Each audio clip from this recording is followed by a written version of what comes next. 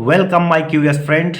Today we are going to study exercise 1.5 का question third हम करने जा रहे हैं, जो कि है थोड़ा सा दिमाग वाला खेल। और थोड़ा सा दिमाग लगाएंगे तो आपको बहुत ही आसान लगेगा। वैसे ये सब क्वेश्चन कभी कभी एग्जाम में आ भी जाते हैं, तो कोई घबराने वाली बात नहीं है।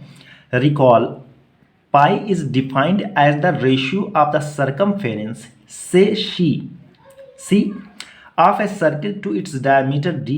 दैट इज मतलब ये कह रहा है, जो ये लिखा है ना, यही कह रहा है कि पाई क्या होता है, रेशियो होता है सी बाई डी का। This seems to contradict fact that pi is irrational.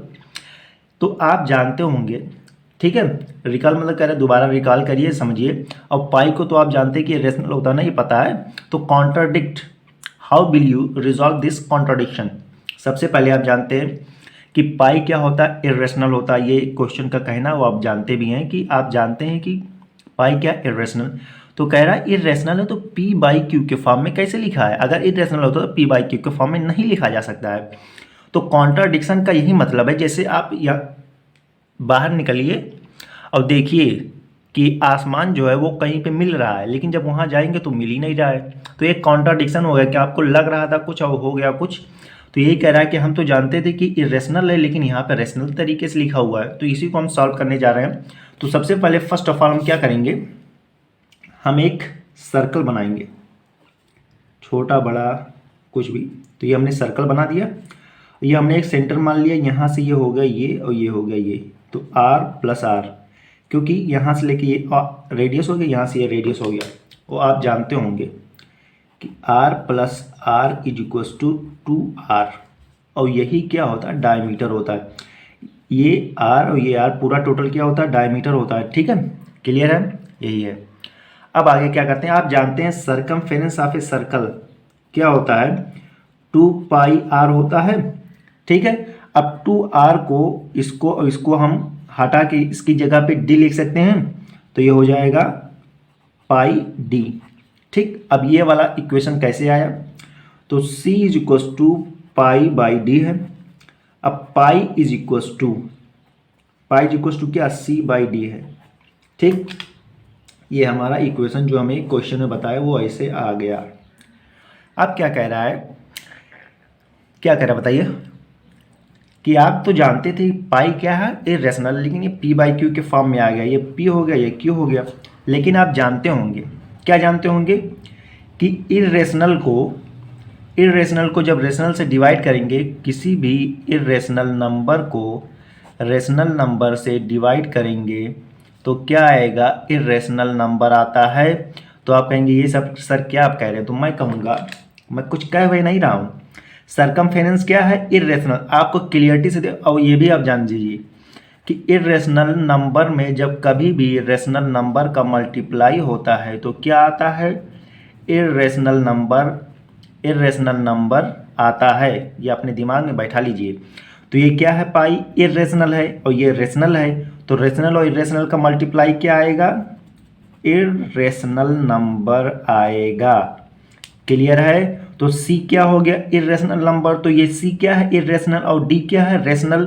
तो इरेशनल और रेशनल का जब डिवाइड होगा तो ये इरेशनल ही तो आएगा। तो हमारा पाई क्या है, इरेशनल। तो हमारा ये प्रूफ हो गया। क्लियर है ना, प्रूफ हो गया ना। ये हमें दिख रहा है। और जो नहीं दिख रहा है, जो बहुत ही मतलब क्या क्या वाहियात, और अब ओ कैरी मिनाटी की तरह तो गाली दे नहीं सकता हूँ, तो ये सब फालतू गिरी है।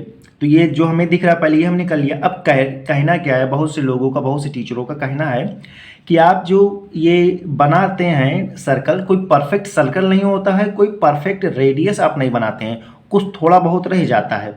तो जैसे सर्कमफेरेंस आपका हो गया 2 पाई आर, अगर डी आपने मान लिया है कि 5 है, 5 मान लिया, तो ये 5 पॉइंट आपने क्लियरिटी से नहीं नापा होगा। 5.01001 मतलब ये भी इरेशनल है। ठीक है, ये भी कह रहे हैं इरेशनल नंबर है, डी भी इरेशनल है।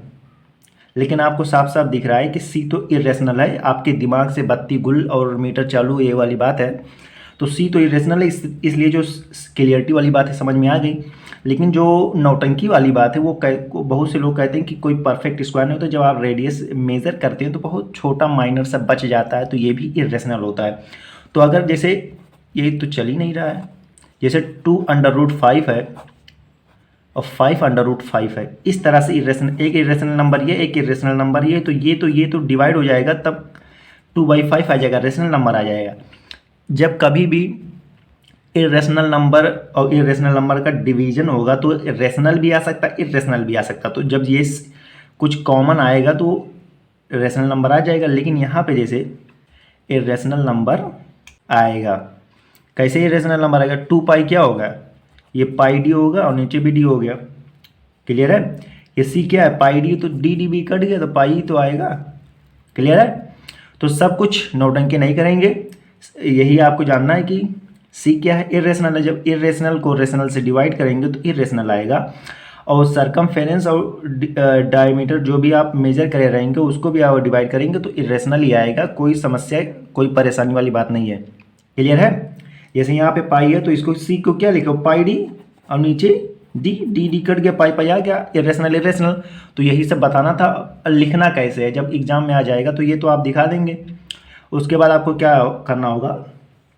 आप कहेंगे ये कह रहा है कि कॉन्ट्राडिक्शन है, दिस सीम्स कॉन्ट्राडिक्शन, तो आप कहेंगे नो, दिस इज या देयर इज, मतलब यहाँ पे no contradiction, there is no contradiction because there is no contradiction because C is irrational number, and if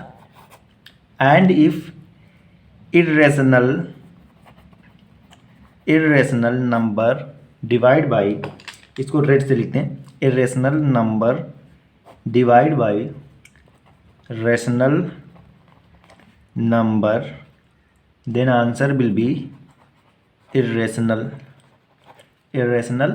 number। और सेकंड में क्या लिख दोगे कि if irrational divide by irrational number divide by irrational number, then answer will be rational और irrational। ठीक है? लेकिन इतना आप लिख देंगे तो आपको क्लियरिटी से पूरा नंबर मिल जाएगा, कोई दिक्कत नहीं। लेकिन आपको मैंने बता दिया, देखो जैसे ये इरेशनल था और ये भी इरेशनल है, तो ये क्या हो गया? पाई और डी है, तो इसमें हमें कुछ करना ही नहीं है। ये इरेशनल था और ये भी इरेशनल है, हमने मान लिया, तो ये और ये तो कट ही जाएगा, तब भी तो इरेशनल बचेगा। जैसे यहाँ पे देखो ये भी इरेशनल है, तो हमारा रेशनल आ गया। जैसे मैंने क्या किया, इरेशनल नंबर का डिवाइड करोगे तो रेशनल भी आ सकता है, इरेशनल भी आ सकता है। तो अगर देखो कॉमन है, तो अगर ये वाला नंबर, ये भी अगर इरेशनल होता, यहाँ पे √2 होता, तो क्या √2/5 आता, तो ये इरेशनल तो होता। क्लियर है ना? तो ऐसे ये डी और डी कट गया, इरेशनल ही था, तो ये भी कट गया, तो पाई बचा, तो पाई क्या? इरेशनल है, तब भी इरेशनल आया। तो ये दोनों आप लिख देंगे और ये थोड़ा सा इतना आप लिख देंगे, there is no contradiction because C is irrational number, and if irrational number divide by rational number, तो इरेशनल नंबर आता है, और irrational number divide by irrational number, then rational और इरेशनल। और ठीक है, क्लियर है इतना? और कुछ लिखना होगा तो लिख देना कि अगर हम मान भी लें कि डी भी इरेशनल है, तब भी हमारा आंसर इरेशनल नंबर भी आएगा। क्लियर है? तो I hope you enjoy this amazing video आपको कैसी लगी कमेंट्स में बताएं, वीडियो को लाइक शेयर और चैनल को सब्सक्राइब करें। Thank you for watching this video.